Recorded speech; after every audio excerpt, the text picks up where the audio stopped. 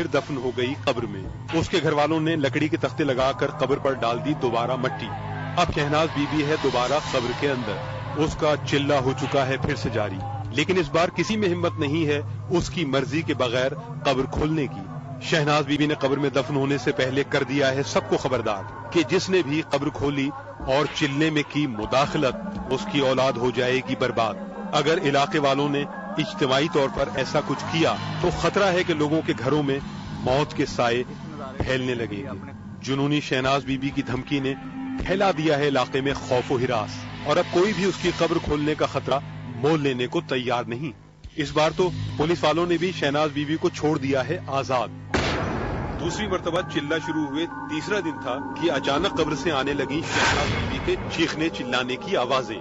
وہ کہہ رہی تھی کہ مجھے بچاؤ، مجھے باہر نکالو، کوئی مجھے مارنا چاہتا ہے۔ گھر والوں نے باہر نکالا تو شہناز بی بی نے بتایا کہ قبر میں جنات آ گئے تھے جو اسے مارنا چاہتے تھے۔ شہناز بی بی کا چلہ ایک مرتبہ پھر رہ گیا ہے ادھورا۔ شہناز بی بی ہے خوفزدہ، اس کے لیے فیصلہ کرنا مشکل ہے کہ اندیکھے پیروں کا حکم پورا کرنے کے لیے پھر سے دفن ہو جائے قبر میں، یا ان جنات سے اپنی زندگی بچانے کے لیے قبر میں دفن ہونے کا جنون ہمیشہ ہمیشہ کے لیے چھوڑ دے۔ مسلمانوں، کلمہ تو تم نے محمد کریم کا پڑھا ہے صلی اللہ علیہ وسلم۔ ابو بکر صدیق نے قبروں میں بند ہو کے چلے کاٹے تھے۔ تعویذ فروشوں سے قیامت کی دیواروں تک سوال، پیر پتنگ شاہ بخاری اور اس جیسے جتنے پیر ہیں، ارے یہ طریقہ صحابہ نے کیا؟ ہندوستان میں رہ کر ہندوؤں سے متاثر ہو کر جو مندر میں ہوتا ہے وہ تم نے خانقاہوں پہ کرنا شروع کر دیا۔ یہ تعویذ فروشی اسلام میں حرام ہے۔ یہ غیر اللہ کی پکار اگر ہو، اگر کوئی یہ عقیدہ رکھے یہ کڑا، یہ موندری، یہ چھلا بذات خود تاثیر رکھتا ہے، اس کے پہننے سے بیماری دور ہوتی ہے، یہ شرک اکبر کر کے ملت سے نکل جاتا ہے۔ اور اگر یہ عقیدہ نہیں رکھتا تو پھر بھی وہ شرک اصغر کا مجرم ہے۔ رہا قرآن حکیم کے تعویذ، سورۃ فاتحہ گلے میں لٹکانا، آیت الکرسی گلے میں لٹکانا، کم از کم یہ کہا جائے گا کہ یہ محمد الرسول اللہ کی سنت سے ثابت نہیں ہے، یہ محمدی عمل نہیں ہے، یہ صحابہ کرام کا عمل نہیں ہے، اور یہ قرآن کی توہین کا سبب بنتا ہے۔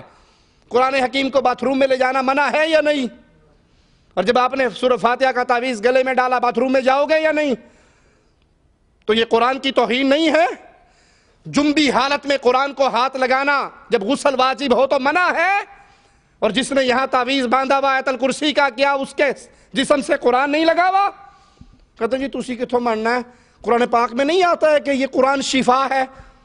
سمجھانے کے لیے عرض کر دوں، جس قرآن میں یہ آیا ہے کہ قرآن شفا ہے، اسی قرآن میں یہ نہیں آیا کہ شہد بھی شفا ہے۔ شہد شفا ہے یا نہیں؟ شہد بھی شفا، قرآن بھی شفا۔ کلو دی بوتل لے کے شہد دیو بھی ٹنگ لو، 1 کلو شہد لے کر گلے میں باندھ لو، کوئی پوچھے گا شہد کیوں باندھے؟ جی قرآن میں آیا ہے شہد شفا ہے۔ تو کیا کہیں گے لوگ؟ عقل مند، شہد پینے سے شفا، شہد چاٹنے سے شفا، شہد کھانے سے شفا۔ تو ہم جواب میں کہیں گے قرآن پڑھنے سے شفا، قرآن کا دم کرنے سے شفا، قرآن پہ عمل کرنے سے شفا۔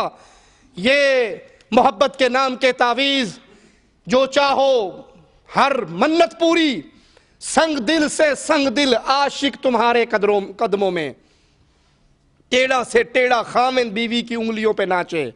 پڑھے ہوں گے نا آپ نے تعویذ فروشوں کے بورڈ، منت کیا، تمنا کیا جو پوری نہ ہو سکے۔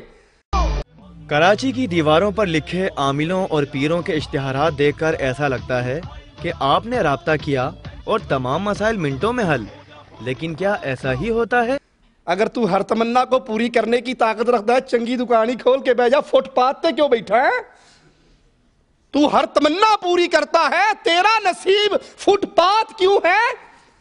تو کسی اچھی مارکیٹ میں، اچھے پلازے میں، مولوی صاحب اندر دی گلا نہ کریا کرو، یہ کھانے کے ڈھونگ ہیں، اللہ کے لیے ان سے رشتہ توڑ لو، 2 ہستیوں سے رشتہ جوڑ لو، اور رب محمد کی قسم کھا کر کہتا ہوں، جس کا رشتہ 2 سے جڑ گیا، دھرتی میں کسی اور سے جوڑنے کی ضرورت باقی۔